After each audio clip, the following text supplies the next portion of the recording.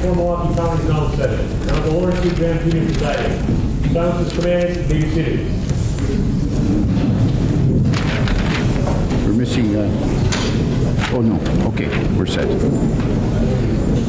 I looked the wrong direction for you. Okay, why don't you call the case so we can make a record of who's here? It's case number F91254-2, State of Wisconsin versus Jeffrey L. Dahmer. Appearances for the record, please. B. Michael McCann, District Attorney of Milwaukee County, appearing for the state of Wisconsin. With me at council table is Assistant District Attorney Carol White and Assistant District Attorney Greg O'Mara.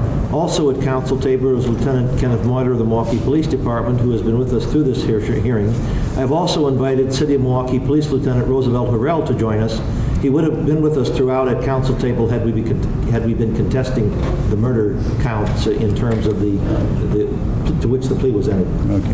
Mr. Boyle, appearances for the defense. Good morning, Your Honor. On behalf of the defendant, Jeffrey Dahmer, who appears in his own person, he appears by his attorneys, Gerald P. Boyle, Wendy Petricus, Ellen Ryan, Scott Hansen, and seated at council table is Dr. Kenneth Smale, who has been of great assistance to me, and I wanted him here today. We're here for sentencing today.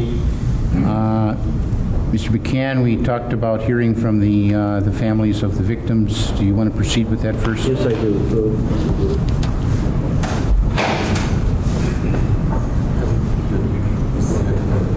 Does the court wish any particular order? I'll let that be your call. Mr. Roger Griffin of our victim witness program is with us, and I'm going to ask him to orchestrate that as the families have their appearances.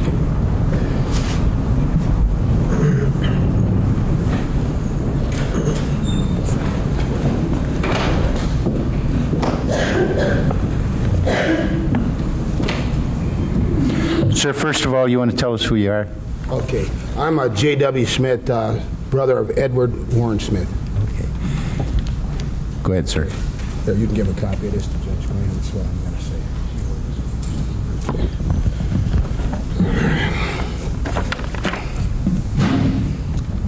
to say. Okay. Sir, you've handed the bailiff a written statement, and you're going to read from that statement. Is that correct? Go ahead, sir. Our parents, Walter and Josephine Smith, were two hard-working Americans who raised 13 children. Of the survivors, I've been selected to express a statement of each one's personal pain. Joseph Patrick. Edward is gone, and I find comfort in these words. Whosoever believeth in me shall never die.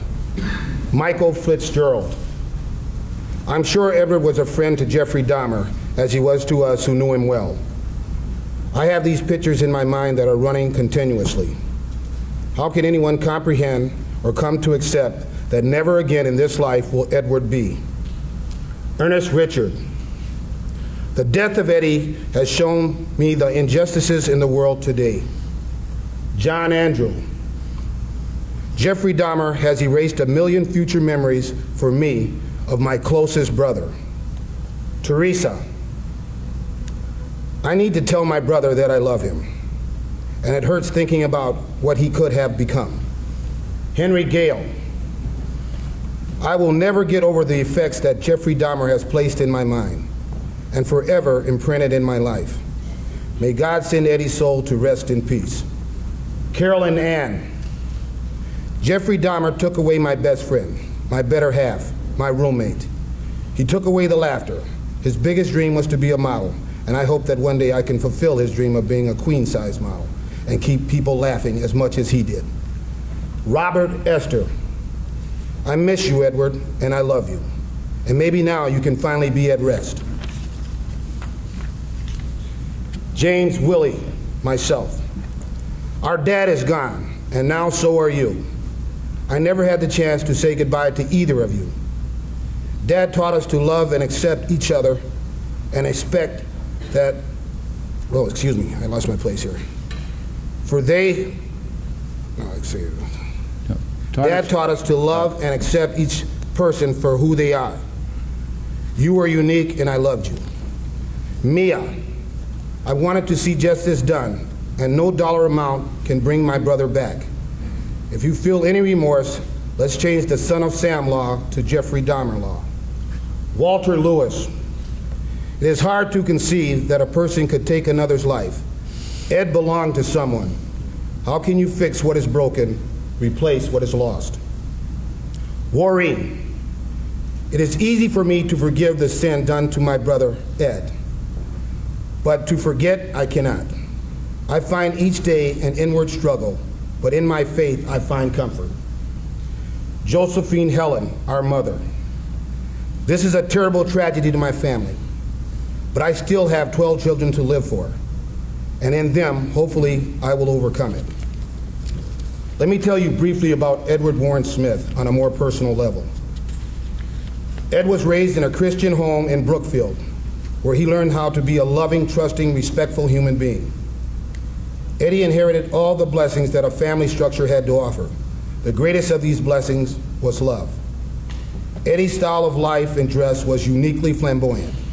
He was intelligent, witty, compassionate toward the human race. At the time Eddie's life was taken from him, he was searching for his place amongst you and me. Although we have tried, it is impossible to summarize 27 years of this young man's life in 5 minutes. Perhaps it can best be said in St. John chapter 15, verse 13. Greater love hath no man than this, that a man lay down his life for his friends. Edward Warren Smith tried to be Jeffrey Dahmer's friend. As a result, he lost his life. Mr. Dahmer, Eddie's gone now, the victim of your senseless killing. Where do we go from here? We ask ourselves. Why did this happen to a person like Eddie? He gave so much and asked so little. All he wanted was a chance to be himself, a chance to be happy. When all the facts are known, we hope that society will have gained some knowledge that will help prevent a tragedy such as the one Eddie suffered. There was no sacrifice too large or too small for Eddie. He truly loved giving and gave of himself abundantly. Thank you. Thank you, sir.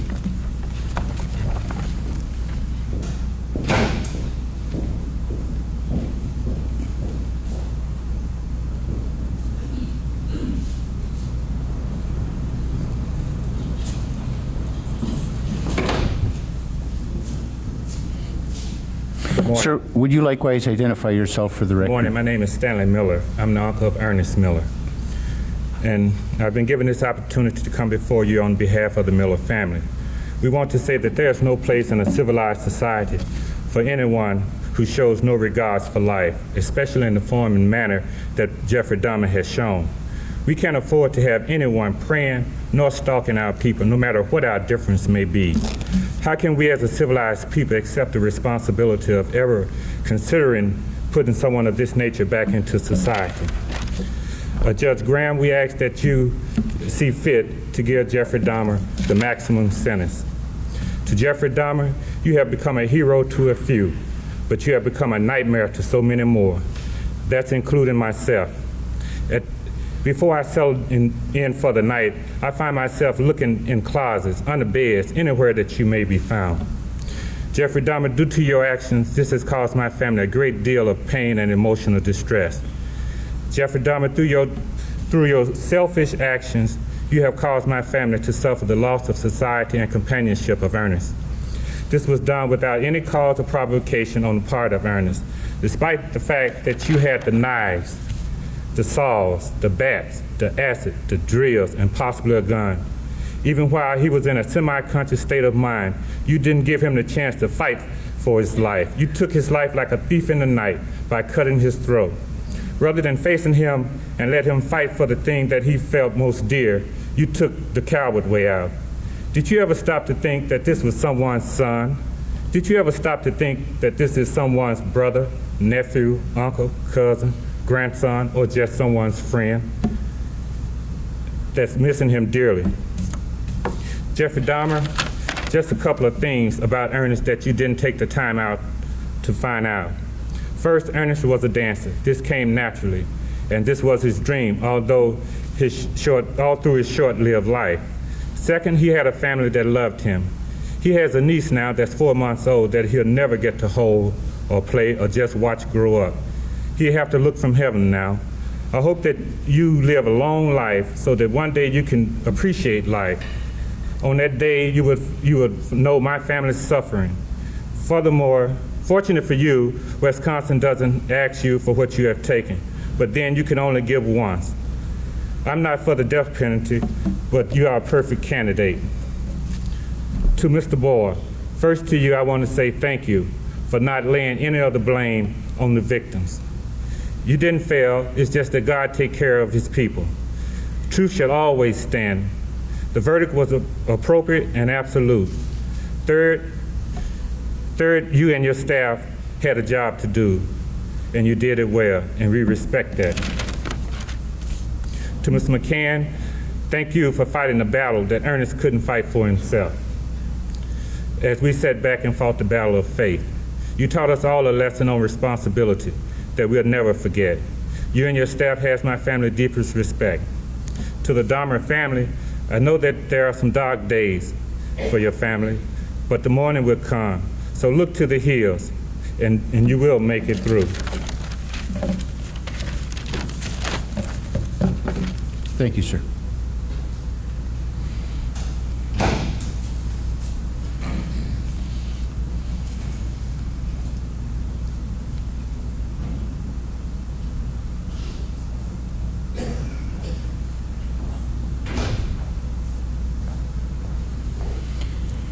Again, ma'am, would you first identify yourself, please? My name is Shirley Hughes, and I'm Tony Anthony Hughes' mother. First of all, thank God, and to give thanks to the judge and to Mr. McCann for the verdict that came in.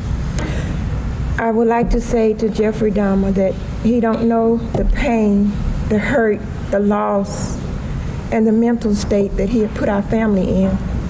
But I'd just like to read a poem that a good friend of my son wrote.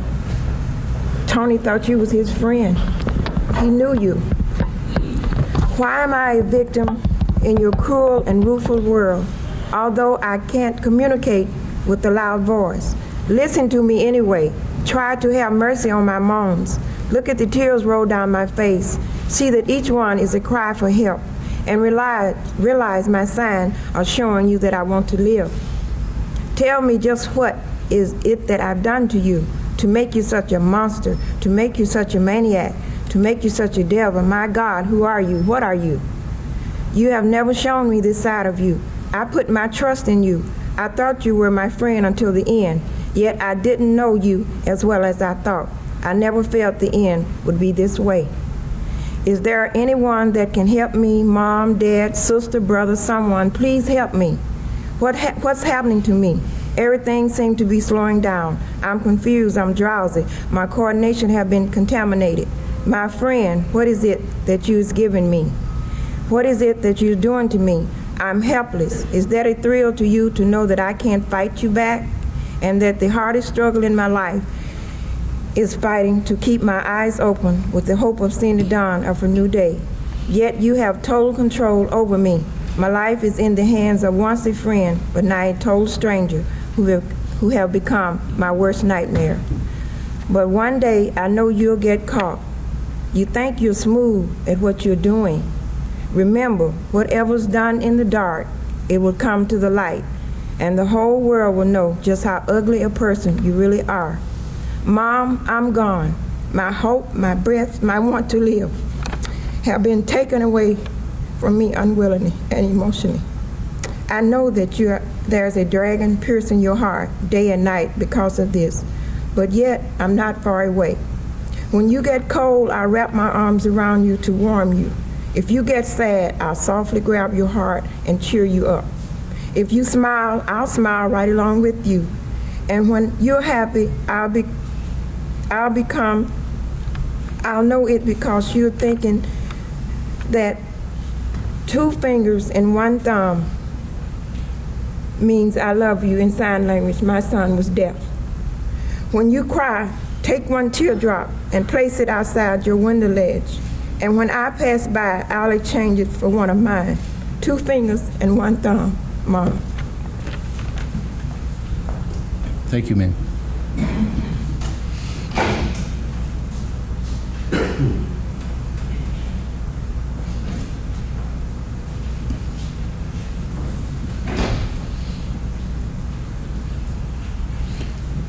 Again, ma'am, would you first identify yourself?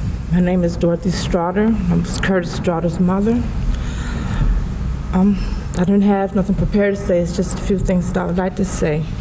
You took my 17-year-old son away from me. I'll never get a chance to tell him that I loved him. I'd have a chance to tell him that I love him the last time I saw him, which will be a year tomorrow. You took my daughter's only brother away from her. She'll never have a chance to sing and dance with him again. You took my mother's oldest grandchild from her, and for that I can never forgive you. I hope you can deal with what you've done. I'm trying hard to. You almost destroyed me, but I refuse to let you destroy me. I will carry on. Thank you, ma'am.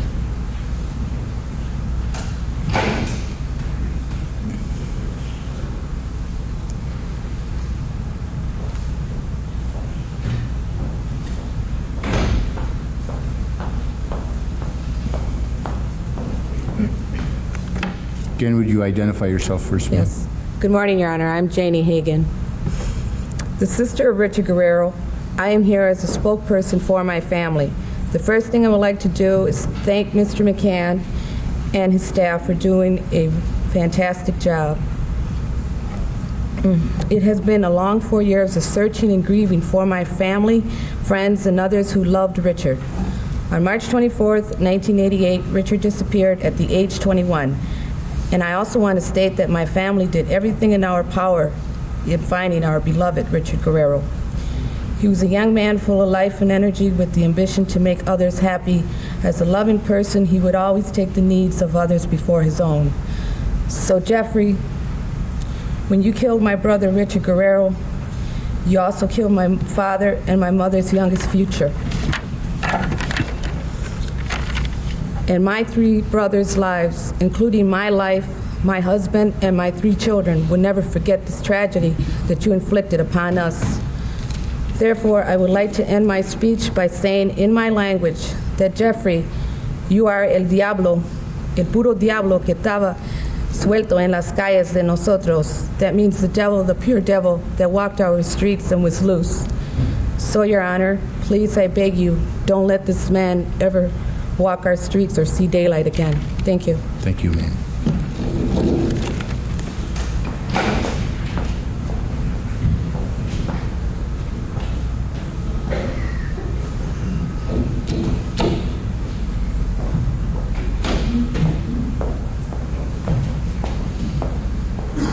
Good morning, Your Honor.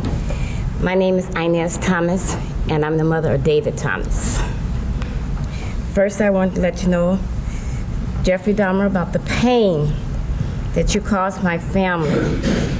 That was my baby boy that you took away from me, his sisters and brothers, and they can't hardly deal with this.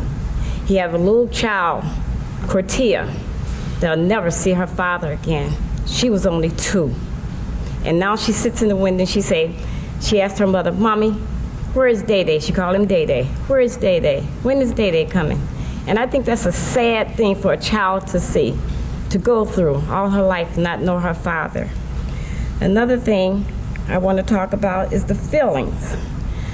You know, I don't understand how a person could really harm a person and to say that, well, I did this because he wasn't my type. Well, if everybody go around doing something to somebody because it's their type, this would be a sad world today. And I just feel that this man should never be able to walk the face of earth or to be able to harm anyone else again. I want a few more things I wanted to say in my heart. I want to thank the jury for seeing this man for what he is, a sneaky, conniving person, that if he had a chance, he would constantly do this again. So I thank the jury for seeing this man for what he is. I want to thank E. Michael McCann, District Attorney, for being there with the families, seeing the families suffer this way, and to realize that we all have feelings, that we lost a loved one, that Lord knows will never come back. And I appreciate it, and I thank the Lord for him for being in there in our corner. Thank you, Your Honor. Thank you, ma'am.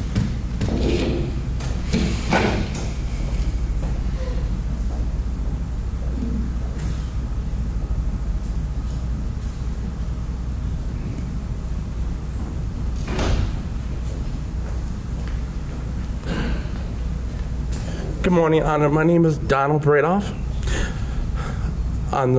For the Bradoff family, as much as love in our family close,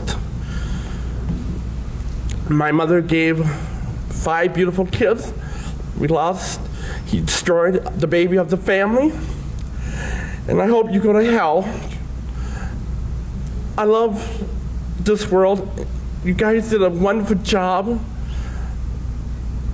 Bottom of my heart, thank to God, I got a lot of strength. Thank you all. God bless America. Wait, excuse me.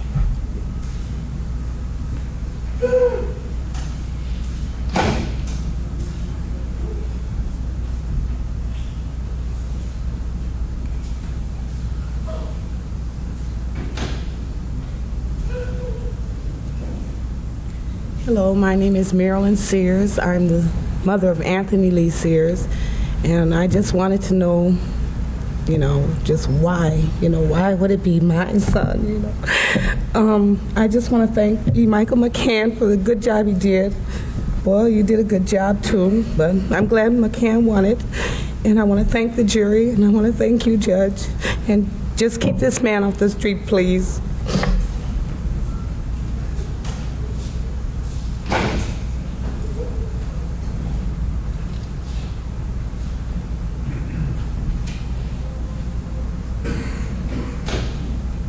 I don't even need a microphone. My name is Rita Isbell. No, ma'am. You'll address the court from... My name is Rita Isbell, and I'm the oldest sister of Errol Lindsay. Whatever your name is, Satan. I'm mad. This is how you act when you are out of control. I don't want to ever see my mother have to go through this again. Never, Jeffrey. Jeffrey, I hate you, mother. I hate you. This is out of control. Don't Jeffrey, I kill you.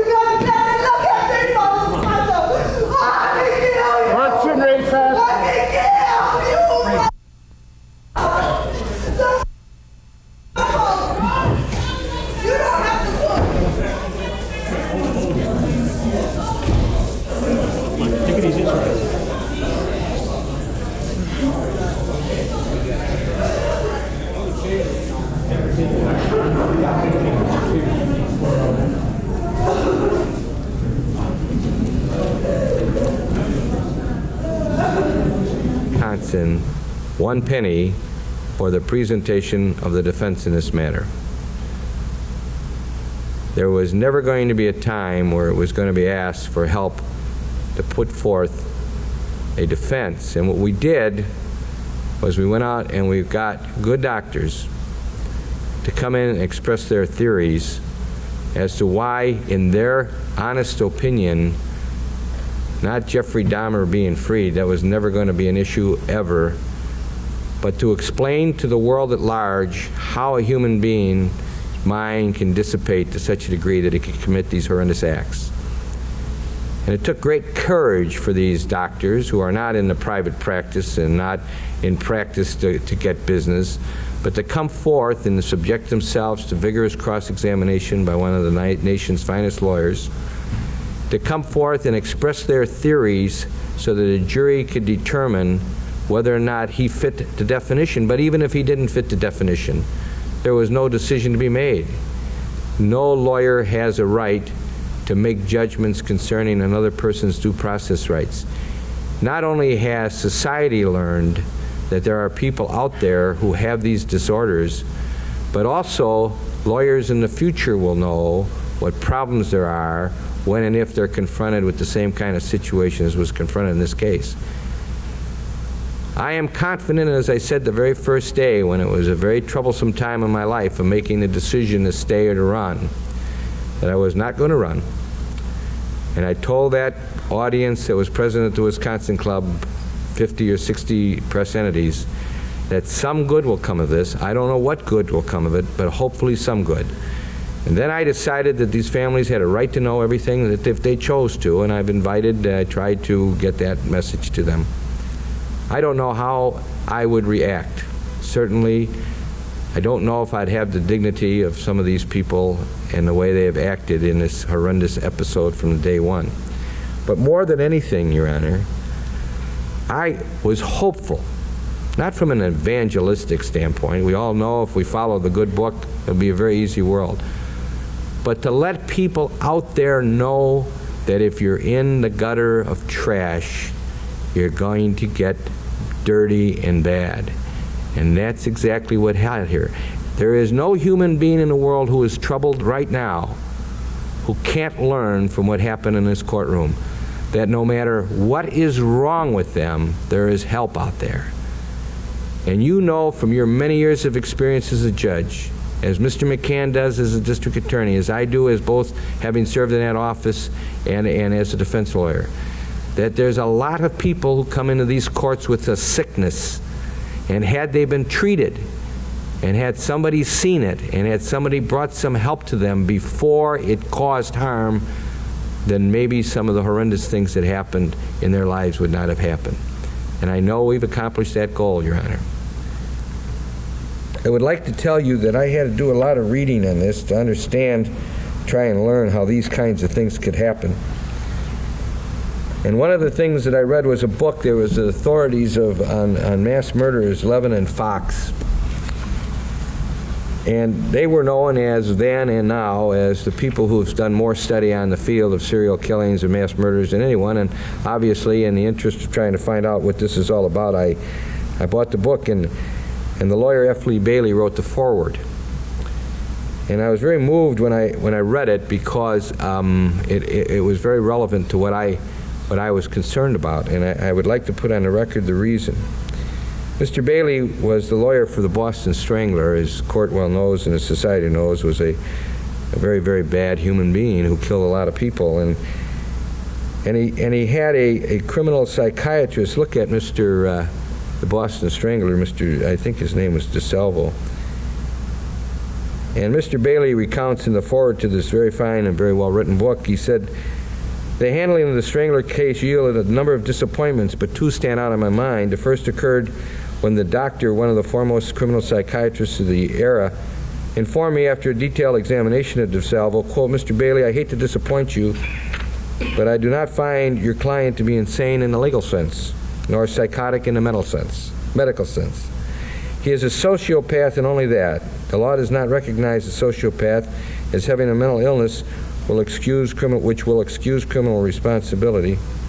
I thoroughly disagree with the law on this point, but as things are, my testimony would not help you,' quit quote."